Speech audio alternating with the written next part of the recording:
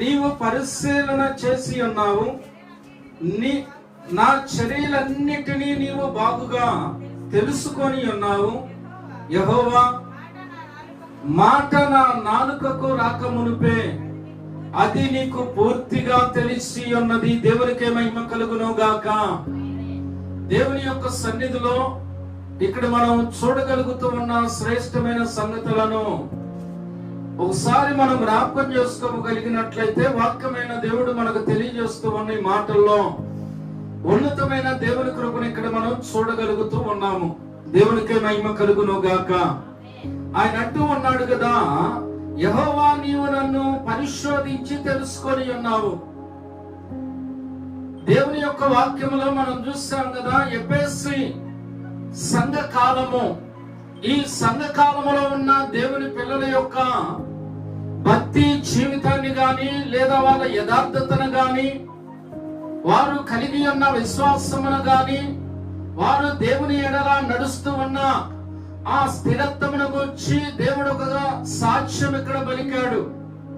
ప్రకటన గ్రంథం 2వ అధ్యాయం 1 నుంచి 2వ వచనం వరకు కూడా మనం చూసాము. అపోస్తులు కాకయే తాము అపోస్తులమని చెప్పుకొని వారిని పరీక్షించి వారి అబద్ధికులని నీవు తెలుసుకొని ఉన్నావని నేను ఎరుగుదునని దేవుడు పలుకుతూ ఉన్నాడు. దేవునికే మహిమ కలుగును గాక. ఈరోజు దేవుని సన్నిధిలో ఉన్న మనము, వాక్యమైన దేవునితో నడుస్తూ ఉన్న మనము, దేవుని యొక్క రాజ్యము కొరకైన మన ప్రయాణములో, మన విశ్వాసములో మనము ఎలాంటి నమ్మకము, ఎలాంటి మరి దేవుని యొక్క చిత్తములో ఉన్నామో ఒకసారి మనం జ్ఞాపకం చేసుకుని లేదా పరిశీలన చేసుకుంటే మన యొక్క స్థితి ఏంటో దేవుడు మనకు బయలుపరచనై ఉన్నాడు. ఆమేన్. అందుకే ఇక్కడ కీర్తనలో మనం చూసాము, ఆయన ఏమెరిగి ఉన్నాడు అంటే, యెహోవా, నీవు నన్ను పరిశోధించి తెలుసుకొని ఉన్నావు. దేవునికే మహిమ కలుగును గాక. ఇక్కడ వాళ్ళు కలిగి ఉన్న విశ్వాసమును గురించి దేవుడు మాట్లాడాడు ప్రకటనలో. అయితే ఇక్కడ కీర్తనలో కూడా మనకు తెలియజేయబడింది. దావీదు కీర్తనలో మనం చూస్తూ ఉన్నట్లయితే ఇక్కడ కూడా ఆయన అంటూ ఉన్నాడు కదా, నీవు నన్ను పరిశోధించి తెలుసుకొని ఉన్నావు. నేను కూర్చుండుట, నేను లేచుట నీకు తెలియను. నాకు తలంపు పుట్టక మునుపే నీవు నా మనస్సు గ్రహించుచున్నావు. దేవుడికే మహిమ కలుగును గాక. దేవుడు కృప కలిగిన దేవుడు, ఆయన సమస్తమును ఎరిగిన వాడు. ఆయన ఎదుట లేదా భూమి మీద ఎక్కడైనా ఏ స్థలములోనైనా దేవునికి మరుగై ఉన్న స్థలం ఉన్నదని మనం ఏది చేయటానికి కూడా దేవుడు ఎటువంటి అవకాశం ఇవ్వలేదు. కానీ ఆయన సమస్తమును చూస్తూ ఉన్న దేవుడు. దావీదు అన్నాడు కదా, ప్రభువా, ఈ భూమి మీద నీ కనుగుడ్డు దాగని చోటేదైనా నాకున్నదా అన్నాడు. హల్లెలూయా. దేవుని కనుగుడ్డు దాగని చోటేదైనా భూమి మీద ఉన్నదా అంటే ఎక్కడా లేదు. నీవు ఆయన ఆశ్రయంలో ఉండాలి, ఆయన రెక్కల సాటును భద్రపరచబడాలి. ఆయన కాపుదలే నీకు క్షేమకరమైనది, ఆయన యొక్క మార్గమే నీకు మేలైనదై ఉన్నది. ఆయన యొక్క కనుదృష్టి నీకు దేవుడు సమస్తమును తెలియజేస్తూ నడిపిస్తూ ఉన్నాడు. దానిని గురించే దావీదు తెలియజేసిన మాటలు మనం చూస్తూ ఉన్నాము. అందుకే ఇర్మియా గ్రంథంలో ఒక మాట ఉన్నది. ఇర్మియా గ్రంథంలోకి మనం వెళ్ళినట్లయితే ఇర్మియా 23వ అధ్యాయం ఒకసారి మనం చూద్దామా. 23వ అధ్యాయము ఇర్మియా గ్రంథము. మనం ఇక్కడ 24వ వచనానికి వెళ్ళినట్లయితే కొన్ని సంగతులు ఇక్కడ మనం జ్ఞాపకం చేసుకోగలం. ఇర్మియా గ్రంథము 23వ అధ్యాయం 24వ వచనం ఏం రాయబడి ఉన్నది ఇక్కడ ఒకసారి జ్ఞాపకం చేసుకుందామా. చూడండి, ఇక్కడ అంటూ ఉన్నాడు కదా, యెహోవా సెలవిచ్చిన మాట ఏదనగా, నాకు కనపడకుండా రహస్య స్థలములలో దాగగలవాడు ఎవడైనా కలడా? నేను భూమి ఆకాశముల యందంతటా నున్నవాడను కానా? ఇదే యెహోవా వాక్కు. దేవునికే మహిమ కలుగును గాక. ఇర్మియా ఈ ప్రవక్త దేవుని గురించి, దేవుని యొక్క మహాకృపను గురించి మాట్లాడుతూ తెలియజేస్తూ ఉన్న మాట ఏంటి అంటే, ఆయన అంటూ ఉన్నాడు కదా, యెహోవా సెలవిచ్చిన మాట ఏదనగా. ఎవరంటే మాట సెలవిచ్చింది? దేవుడు. దేవుడి మాట సెలవిస్తూ ఆయన ఏం తెలియజేస్తూ ఉన్నాడు? ఇక్కడ ఈ ప్రవర్త తెలియజేస్తూ అంటూ ఉన్నాడు కదా, మనము చూడగలిగితే, నాకు కనపడకుండు రహస్య స్థలములలో దాగగలవాడెవడైనా కలడా? నేను భూమి ఆకాశముల యందంతటా నున్నవాడను కానా?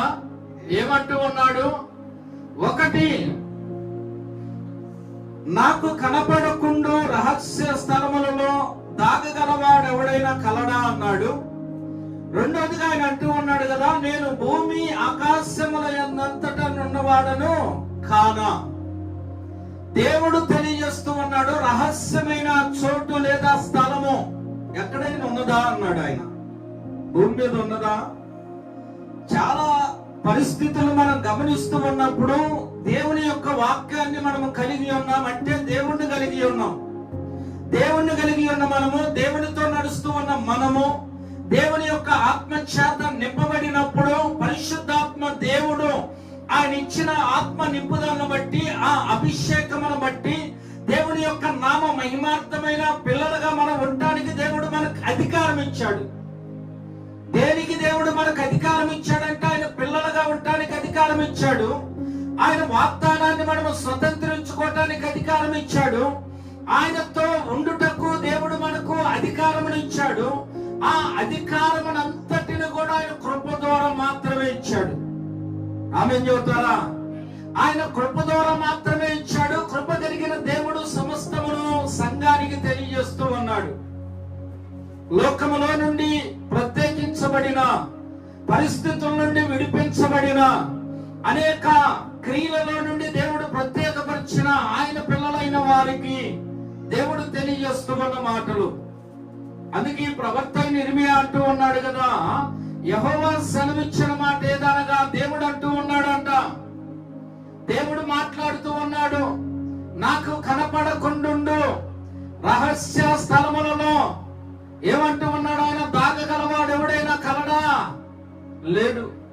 దావీదు కూడా ఆ మాట పలికాడు, ప్రభువా భూమి మీద నీ కనుగుడ్డు దాగన చోటు నాకు ఏదైనా ఉన్నదా? లేదు. దేనికి? దేవుడు నిన్ను ప్రత్యేకించి ప్రేమించి వాగ్దానము నిమిత్తం నిన్ను నడిపిస్తూ ఆయన ఆత్మతో నింపి ఆయన యొక్క చిత్త ప్రకారమైన మార్గంలో నడిపిస్తూ ఉన్నప్పుడు అనేకులకు మనం వెలుగుగా, అనేకులకు మాదిరిగా ఉండాలి, కానీ దాగే చోట్లను ఎదిగే వారిగా మనం ఉండకూడదు. ఈరోజు పరిస్థితులు అవే. ఈరోజు దేవుని సన్నిధిలో మనం చూడగలుగుతూ ఉన్నట్లయితే, ఆ చరిత్రకారులు చెబుతూ ఉన్న మాటలు మనము చూడగలిగితే, సంఘాలుగా ఉన్న మనము ఏమై ఉన్నామో, ఏమి చేస్తున్నామో, ఏమి ఆలోచిస్తున్నామో అదంతా ఆయనకు తెలుసు. దీవెన లేక శిక్ష ఇవ్వటానికి సిద్ధంగా ఆయన ఉన్నాడు. మనం ఏం చేస్తున్నామో ఆయనకు తెలుసు. మనము ఎలా నడుస్తున్నామో ఆయనకు తెలుసు. మనము ఏమి ఆలోచిస్తున్నామో ఆయనకు తెలుసు. అందుకే ఆయన దీవెన లేక శిక్ష దేనినైనాను ఇవ్వటానికి సిద్ధంగా ఉన్న దేవుడు. అందుకే ఆయన మరొకసారి, చివరిసారిగా హెచ్చరిస్తూ ఉన్నాడు, నీ ప్రవర్తన జాగ్రత్త, నీ ప్రయాణములో నీ యొక్క స్థిరత్వము జాగ్రత్త, నువ్వు కలిగి ఉన్న నీ యొక్క నమ్మకత్వాన్ని నువ్వు విడిచిపెట్టమాకు. అందుకే ప్రకటన గ్రంథం 2వ అధ్యాయం 1-2 వచనాల్లో ఆ ఎఫెసులో ఉన్న సంఘానికి ఆయన చెబుతూ ఉన్నాడు, ఆ ఎఫెసులో ఉన్న దేవుని పిల్లలుగా ప్రత్యేకించబడి దేవుని వాక్యములో నడుస్తూ, వాక్యమైన దేవునితో ఉంటూ, వారు సంఘముగా ప్రత్యేకించబడిన పరిస్థితుల గుండా సత్యమేదో అసత్యమేదో, ఏది మేలుకరమైనదో ఏది మేలుకరము కానిదో, దేనిని అనుసరిస్తే అది మనకు ఆశీర్వాదమో, ఇవన్నీ కూడా తెలుసుకున్నారు గనక అపోస్తులమని చెప్పుకొని వారిని పరీక్షించి వారు అపోస్తులు కాదని తెలుసుకున్నారంట. ఆమేన్. మనము తెలుసుకోవాలి అంటే వ్యక్తి ప్రవర్తన చూసి మనుష్యుడిని మనం తెలుసుకోలేము. వాక్యానుసారంగా మనం చూస్తే తెలుసుకుంటాం. వాక్యమును బట్టి మనం నడిస్తే, ఈరోజు మనం గమనిస్తే ప్రభువైన యేసుక్రీస్తు కూడా మాట అన్నాడు. ఆయన అంటూ ఉన్నాడు కదా, గొర్రె చర్మము కప్పుకున్న తోడేళ్ళు మందలోకి వచ్చినాయి అన్నాడు. దేంట్లో కంట? మందలోకి వచ్చినాయి. ఇంకా చెప్పాలంటే సంఘంలోకి వచ్చినాయి. అందుకే మీరు జాగ్రత్త అన్నాడు. నీ యొక్క విశ్వాసం యొక్క ప్రయాణములో నీవు దేవునితో మాత్రమే సహవాసము కలిగి, వాక్యమైన దేవునితో మాత్రమే నడవగలుగుతూ, దేవుని యొక్క ఉద్దేశమును బట్టి దేవుని చిత్తములను కొనసాగగలిగినట్లయితే దేవుడు ప్రతి విషయము నుండి నిన్ను తప్పించువాడై ప్రతి ఆటంకాన్ని నీకు మేలుకరంగా మార్చే దేవుడై ఉన్నాడు. హల్లెలూయా. అవునా కాదా? ఆయన మార్చే దేవుడు, ఆయన కృపనిచ్చే దేవుడు. కొన్ని సందర్భాలు మనం ఆలోచన చేయగలిగినట్లయితే దేవునిలో ఉంటాం కానీ ఉండం, వాక్యమును అనుసరిస్తాం కానీ వాక్యానుసారంగా జీవించం. ఏంటి వీటికి తేడా? వాక్యాన్ని వింటాం కానీ వాక్యానుసారంగా, లేదా వాక్యముతో ఉంటాం వాక్యానుసారంగా జీవించం. అంటే ఏంటి? ఓ మాట రాయబడి ఉన్నది, ఆయనను ఎరుగుదుము అన్నట్లు ఉన్నారు కానీ ఆయనను ఎరగకున్నారు. ఏమే? ఆయనను ఎరుగుదుము అన్నట్లు ఉన్నారు కానీ ఆయనను ఎరగకున్నారని రాయబడి ఉన్నది. అంటే ఏంటి? యేసుక్రీస్తు తెలుసు, ఆయన ఏమై ఉన్నాడో తెలుసు, ఆయన ఎందుకు వచ్చాడో తెలుసు.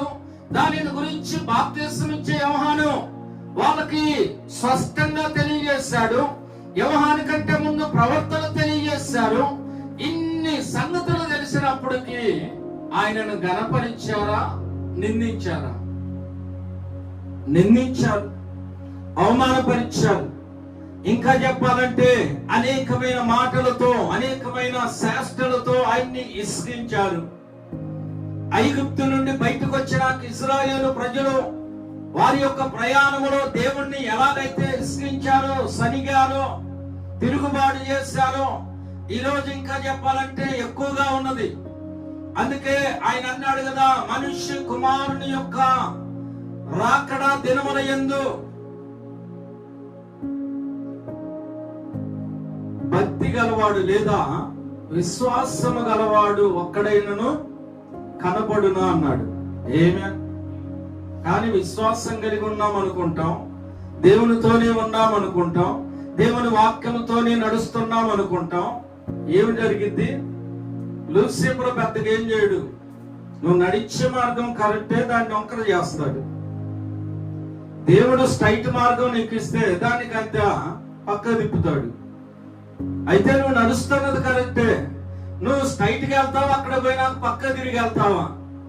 దానిని బట్టి నీ స్థితి, నీ భవిష్యత్తు, నీ యొక్క జీవితం అక్కడే దేవుని చిత్తములో ఉన్నదో లేదో అక్కడే నీవు బయలుపరచబడతావు. అందుకే దేవుని యొక్క సన్నిధిలో మనం గమనిస్తూ ఉన్నట్లయితే సోమరువైన శఠదాసుడా అన్నాడు.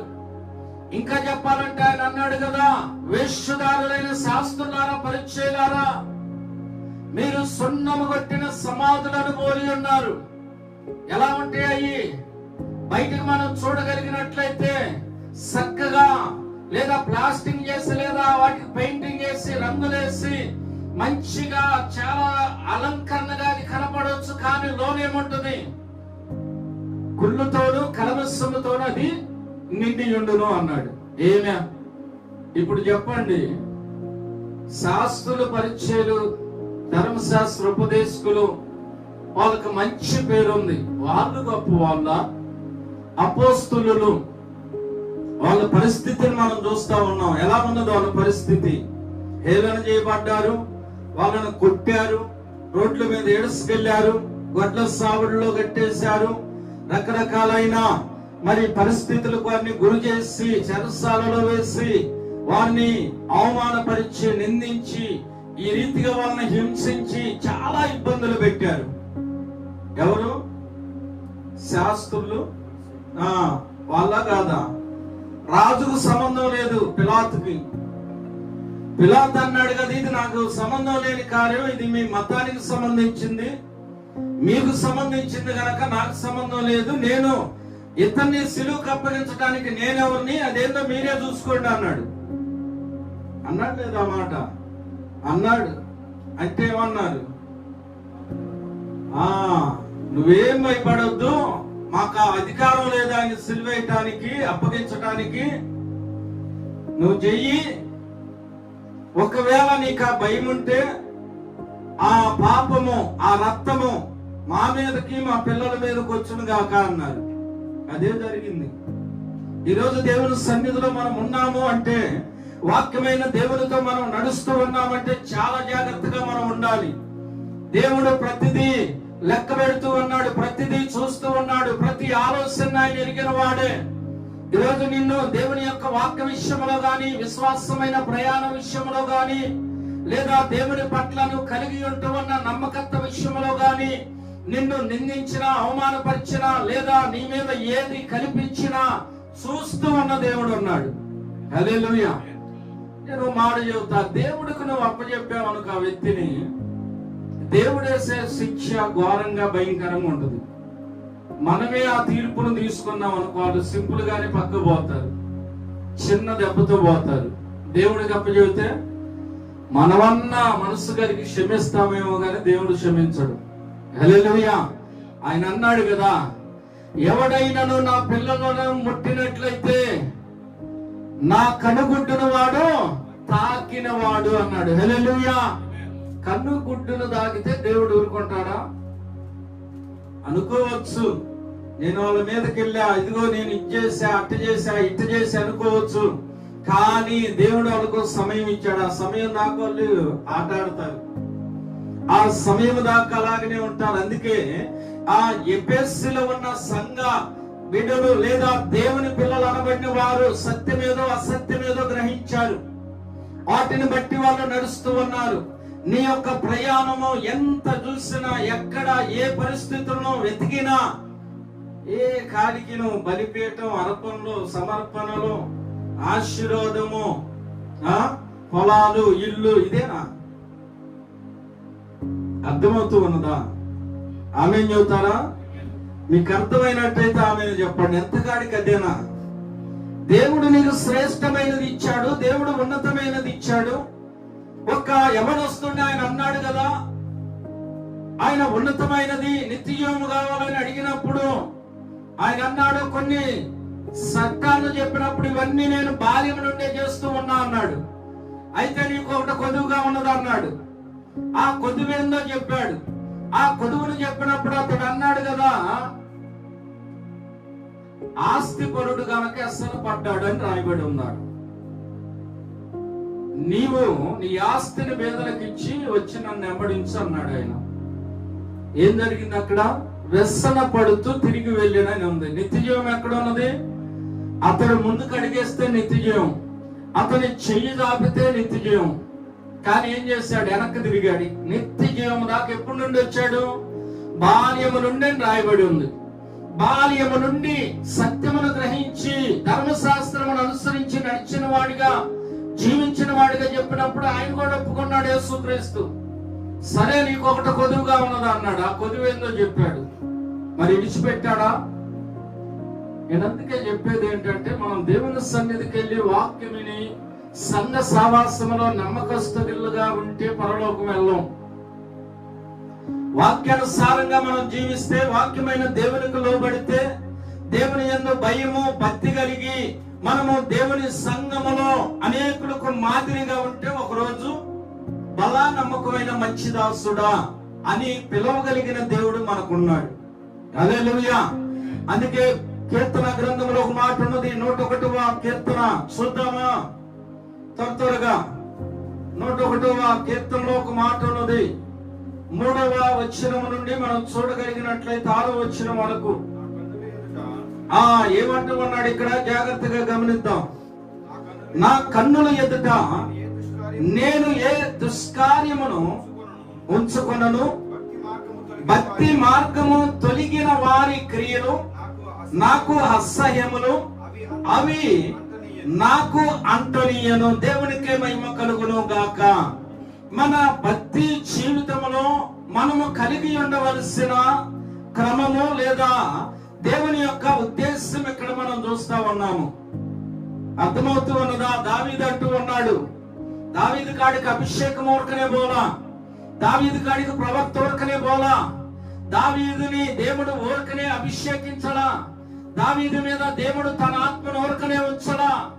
అతని యొక్క ప్రయాణములో, అతని విశ్వాసములో, అతని భక్తి జీవితంలో స్తుతులపై ఆసీనుడై ఉన్న దేవుణ్ణి స్తుతించే విషయములో, కలిగి ఉన్న మందని భద్రంగా కాపాడే విషయంలో అతడు యథార్థపరుడుగాను నమ్మకస్తుడుగాను ఉన్నాడు.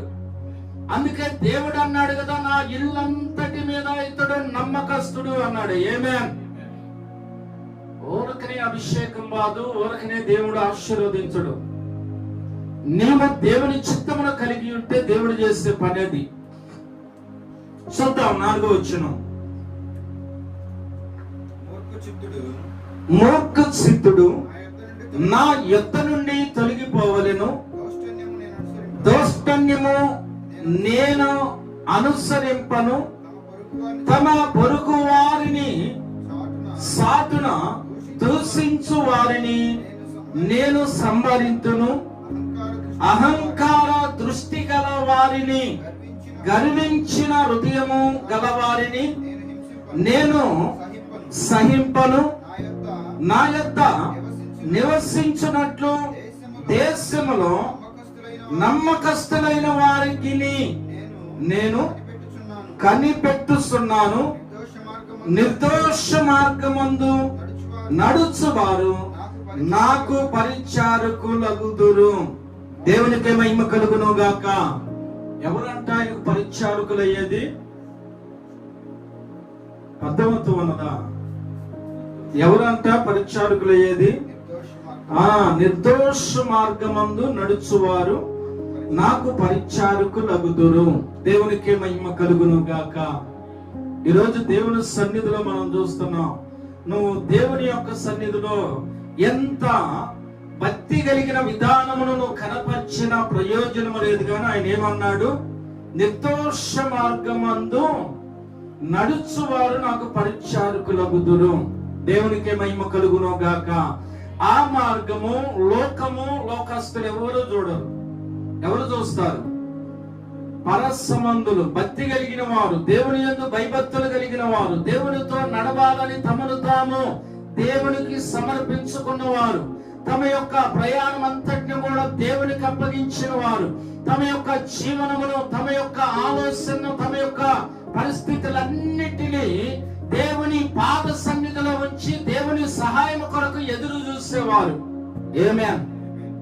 ప్రవక్తలు అదే చేశారు, అపోస్తలు అదే చేశారు, ఇంకా భక్తి పరులని పిలువబడిన అనేకులు అదే చేశారు. ఈరోజు మనం ఏం చేయాలి? మనం కూడా అదే చేయాలి. మనము కూడా అలాగనే నడవాలి. దేవుని యొక్క చిత్తములో, దేవుని యొక్క ఉద్దేశంలో మనము నమ్మకస్తులైన వారిగా మనం ఉండగలిగినప్పుడు దేవుడు మనకిచ్చే గొప్ప కృప ఉన్నది. హల్లెలూయా. చూడండి, 1 కొరింథీయులకు రాసిన పత్రికలో ఒక మాట మీకు జ్ఞాపకం చేస్తా. చాలా విషయాలు ఉన్నాయి, అయితే ఈ మాట చదివి నేను ముగిస్తా. 5వ అధ్యాయం 1 కొరింథీయులకు రాసిన పత్రికలో అపోస్తలుడైన పౌలు ఇక్కడ కొన్ని విషయాలు తెలియజేస్తూ ఉన్నాడు. 13వ వచనం, చివరి వచనం అనుకుంటుంది. ఏమంటూ ఉన్నాడు? మీరు లోపటి వారికి తీర్పు తీర్చువారు కనుక ఆ దుర్మార్గుని మీలో నుండి వెలివేయుడి. ఏమంటున్నాడు?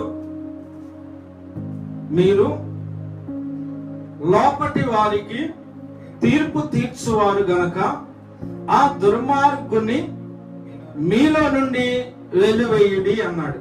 అవునా? అయితే పై వచనంలో ఒక మాట ఉంది, ఎలపల వారికి తీర్పు తీర్చుట నాకేలా, ఎలపల వారికి దేవుడే తీర్పు తీర్చును గాని మీరు లోపటి వారికి. ఎవరికంట? ఈరోజు దేవుని సన్నిధిలో మనం గమనిస్తూ ఉన్నాము, మనము ఏ రీతిగా దేవుని సన్నిధిలో ఉండాలి. ఎందుకంటే ఒక మాట మీకు తెలియజేస్తా, దేవుని వాక్యమునకు విరోధంగా ఉన్నప్పుడు వాళ్ళని ఏం చేయాలి? మనం చెప్పాలి. విన్నప్పుడు ఏం చేయాలి? వదిలిపెట్టాలి. అవునా? చాలా మంది కూడా భక్తి జీవితంలో తప్పిపోయి లోక పరిస్థితులకు అనుగుణంగా నడుస్తూ వాళ్ళని బట్టి అనేకులు కూడా విశ్వాసములో తొలగిపోయిన సంఘటనలు చాలా ఉన్నాయి. కానీ దేవుని యొక్క వాక్యమునకు లోబడినప్పుడు, వాక్యమైన దేవుడిని మాత్రమే అనుసరించినప్పుడు ఆ పరిస్థితుల వైపు ఆ వ్యక్తి చూడడు. దేవునితో మనం ఉన్నాము అన్నప్పుడు వచ్చిన శ్రమైనా, అవమానమైనా, ఆటంకాలైనా, బలహీనతలైనా, ఏ పరిస్థితులైనా కానీ నువ్వు చూస్తూ ఉన్నది దేవుని వైపు కానీ మనుషుల వైపు కాదు. ఈరోజు చాలా మంది మనం గమనిస్తాం, సంఘాల పరిస్థితి ఎలా ఉంది? ఏమ్మా, ఎలా ఉంది సంఘాల పరిస్థితి? సేవకుడికి ఉంటుందో లేదో కానీ సంఘానికి ఉంటుంది. వాళ్ళకంటే మేమే మంచోళ్ళం అనిపించుకోవాలి. సరే, నేను మంచోళ్ళు అంట, వాళ్ళకి ఏమైనా కిరీటం వస్తుందా? పరలోకం వస్తుందా? దేవునితో ఉంటారా? ఎవరు అనాలి? దేవుడు అనాలి. అవునా? దేవుడు మాట్లాడాలి. దేవుడు ఆ వ్యక్తి గురించి సాక్ష్యం చెప్పాలి. మళ్ళీ వాళ్ళు ఏమంటారంటే, ఎదురు సంఘం వాళ్ళు ఏమంటారు? నిజంగా ఇలాంటి పరిస్థితులు కొన్నిసార్లు తెలుస్తూ ఉన్నప్పుడు బాధాకరంగా ఉంటుంది. నువ్వు దేవుని సన్నిధికి వెళ్తుంది ఎందుకు? దేవుని వాక్యం వింటూ ఉన్నది ఎందుకు? అర్థం కావట్లా. నిన్ను నువ్వు సరి చేసుకోవటానికి, నిన్ను నువ్వు సిద్ధపరచుకోవటానికి దేవుని సన్నిధికి వెళ్ళేది. అవునా? నా సంగతో ఇంకోల సంగతో మనం మాట్లాడుకోవటానికి కాదు. ఏమే అయితే దేవుని యొక్క వాక్యములో తెలియజేయబడిన కొన్ని సందర్భాలను మనం చూస్తూ ఉన్నప్పుడు మీకు ఇంకో మాట కూడా తెలియజేయాలనుకుంటున్నా. త్వరగా ముగిస్తా. ఎఫెసీలో ఉన్న ఆ సంఘముల గురించి ఒక మాట చూద్దాం. ఎఫెసీ పత్రికలో జ్ఞాపకం చేసుకుందాం ఒకసారి. 5వ అధ్యాయము 5 నుండి 7 వచ్చిన దాకా చూద్దాం. వ్యభిచారి అయినను, అపవిత్రుడైనను, విగ్రహారాధికుడైనను, లోబి అయినను, క్రీస్తు యొక్క దేవుని యొక్క రాజ్యమునకు హక్కుదారుడు కాడను సంగతి మీకు నిశ్చయముగా తెలియను. వ్యర్థమైన మాటల వలన ఎవడను మిమ్మును మోసపరచనీయుకుడి. ఇటు క్రియల వలన దేవుని ఉగ్రత అవిధేయులైన వారి మీదకి వచ్చును గనక మీరు అట్టి వారితో పాలివారై యుండుకుడి. ఇందాక మనం చదివాము, ఏం చేయమన్నాడు ఆయన? వాళ్ళను ఎలివేయుడి. వాళ్ళతో మనము సావాసము చేసి, వాళ్ళతో మనము మరి కొన్ని విషయాల్లో అనుసరించి వారి యొక్క ఆలోచనకు తగినట్లుగా మనం నడిస్తే ఏమైందంట? ఇక్కడ కూడా చెబుతూ ఉన్నాడు, అట్టి వారితో మీరు పాలు పంపులు పొందొద్దు అని. ఆమేన్. నిజంగా ఈ మాటలు బాధాకరంగా ఉన్నప్పటికీ దేవుడు చాలా స్పష్టంగా సూటిగా మనతో మాట్లాడుతూ ఉన్నాడు. దేవుడు మనకిచ్చిన కృప, దేవుడు మనకిచ్చిన అభిషేకము సామాన్యమైనది కాదు. ఈరోజు దేవుని సన్నిధిలో గొప్ప స్థితిలో ఉండి దేవుని ఆత్మను పొందాలంటే వాళ్ళకి లేదు. గాని నువ్వు దేన స్థితిలో ఉండి, దరిద్రపు స్థితిలో ఉండి, నీవు పూర్తిగా దేవుని హృదయంలోనికి చేర్చుకొని వాక్యమైన దేవుడికి నువ్వు లోబడి జీవిస్తూ ఉన్న నీకు దేవుడిచ్చాడు ఆ కృప. జీవిస్తూ ఉన్న నీకు దేవుడిచ్చాడు ఆ అధికారం. దేవునితో నడిచే కృప దేవుడు నీకు ఇచ్చాడు. వాక్యమైన దేవునిలో జీవించడానికి దేవుడు నీకు ఆ వాగ్దానం ఇచ్చాడు, ఆ హక్కు నీకు ఇచ్చాడు. ఉన్నతమైన వారికి ఇవ్వాల దానిని బట్టి మనము ఎలాంటి కృపలో ఉన్నామో ఆలోచన చేయాలి. ఏమే అందుకే ఎఫెసీ సంఘ కాలము ఆ కాలంలో ఉన్న పరిస్థితుల గురించి దేవుడు మాట్లాడి, మరి ఇక్కడ మనం కీర్తనలో గాని అలాగనే ఇర్మియా గ్రంథంలో గాని మనం ఇంకా కొన్ని సంగతులు చూస్తూ ఉన్నాం. కొరింథీ పత్రికలో పౌలు గారు చెప్పిన విషయాలు గాని ఇవన్నీ కూడా మనం జాగ్రత్తగా విని గ్రహించి దేవుని సన్నిధిలో మనం ముందుకి కొనసాగే వారిగా ఉండాలని, ఆ సంఘముల గురించి దేవుడు ఎలాగైతే పిలిచాడో, మాట్లాడాడో, వారి విశ్వాసాన్ని ఒప్పుకున్నాడో, మెచ్చుకున్నాడో, ఒక దినము అలాంటి కృప మనం కూడా పొందేవారిగా ఉండాలని మిమ్మల్ని హెచ్చరిస్తూ దేవుని సన్నిధిలో ప్రభువైన యేసుక్రీస్తు నామములో మీ అందరికి కూడా శుభములు తెలియజేస్తూ ఉన్నాం. God bless you. దేవుడు మిమ్మల్ని అందరినీ కూడా దీవించి ఆశీర్వదించును గాక.